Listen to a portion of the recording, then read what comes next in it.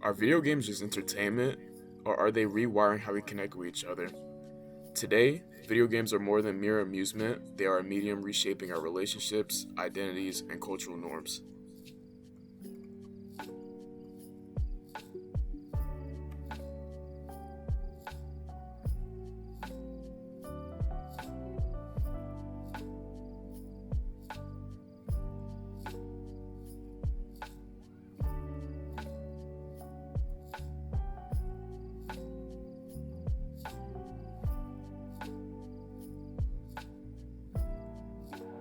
Play video games.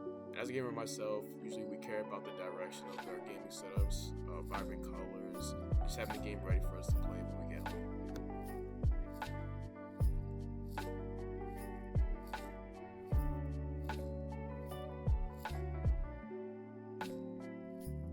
We also do like to express our emotions sometimes. Usually, if something bad happens in the game, we usually rage or just take it out on each other, but it's nothing too special.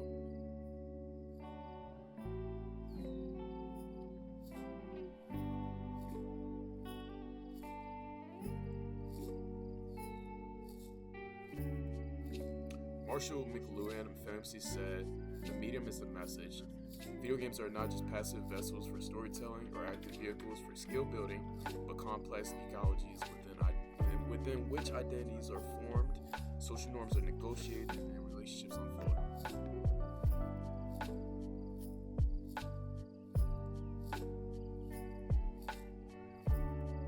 Video games, rather than just their content, games are interactive by nature, fostering collaboration, competition, and connection.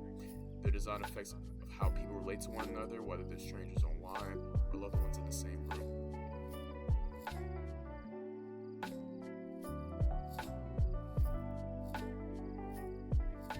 Very famous UMBC streamer, usually day in, day out, he interacts with his audiences, they ask him questions, do subathons where he creates events and gives tips on people how to start streaming and just better themselves as a whole.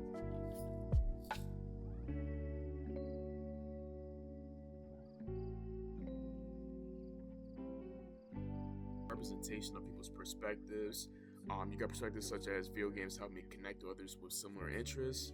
Video games help me to meet new people. Video game genres help me stay in touch with friends. It's easy to find the right community within online video games. Video games provide a safe outlet for trash talk, for example. And taking streaming platforms like Twitch, these platforms don't just stream games, they make gaming a social activity. The relationship between players and their viewers is created in real time, collapsing conventional lines between producers and consumers.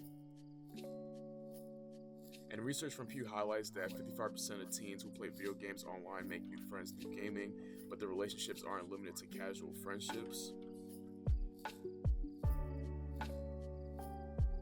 But not all effects are positive. Critics argue that excessive gaming can alienate players, straining their relationships with those outside the gaming world. The medium amplifies what the user chooses bridges or barriers. Video games can also enrich romance. Studies from University of Denver showed that couples who game together show greater relationship satisfaction and better conflict resolution. As a gamer myself, I've experienced both sides of the spectrum. Gaming with friends has brought us closer, helped us communicate and bond over shared victories. At the same time, I've seen relationships struggle when gaming became an escape rather than a connection.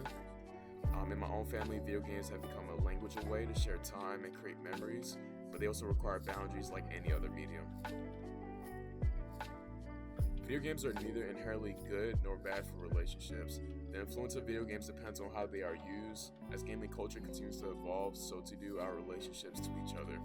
McLuhan's insight here reminds us that the medium itself is a space of interactivity and choices reshaping how we relate to one another in ways we're only beginning to understand.